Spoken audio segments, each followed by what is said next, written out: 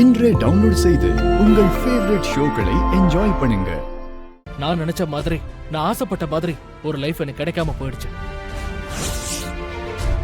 நம்ம ஆசைப்பட்ட மாதிரியான வாழ்க்கை நமக்கு கிடைக்காம போறது எவ்வளவு பெரிய லாஸ் தெரியுமா?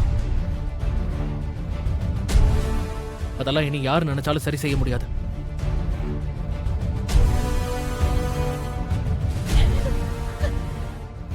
ஓகே, விடு. முடிஞ்சதை சொல்லி இப்போ உன்னை தேவையில்லாம காயப்படுத்த விரும்பல.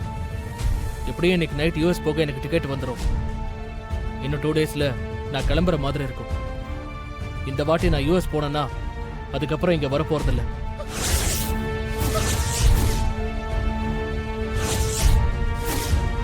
நான் போனதுக்கு அப்புறம் நீ என்னையே நினைச்சுக்கிட்டு இருக்கிறதுல எந்த யூஸும் இல்லை. உனக்கு பிடிச்ச மாதிரி ஒரு லைஃப் அமைச்சுக்கோ, அதான் உனக்கு நல்லது.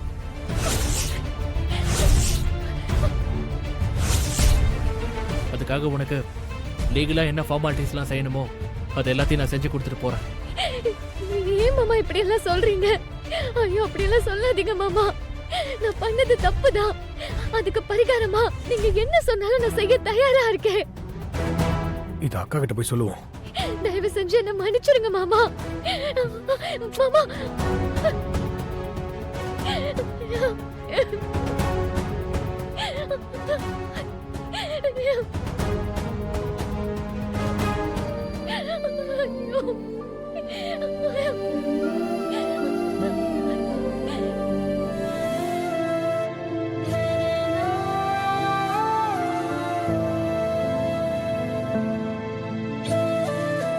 ஏன் ஒரு மாதிரியா இருக்க?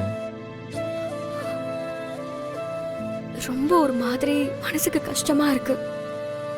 ஏன் நந்தினி, என்ன ஆச்சு? அருள் வானதி கிட்ட பேசிட்டு இருந்ததை நான் கேட்டேன். அவளை இங்கே விட்டுட்டு அவன் யுஎஸ்க்கு போக போறானா. திரும்ப இங்க வரவே மாட்டேன்னு வேற சொல்றான். அருள் கிட்ட வானதி கெஞ்சி அழுததை பார்த்தப்போ எனக்கு ரொம்ப கஷ்டமா இருந்துச்சு.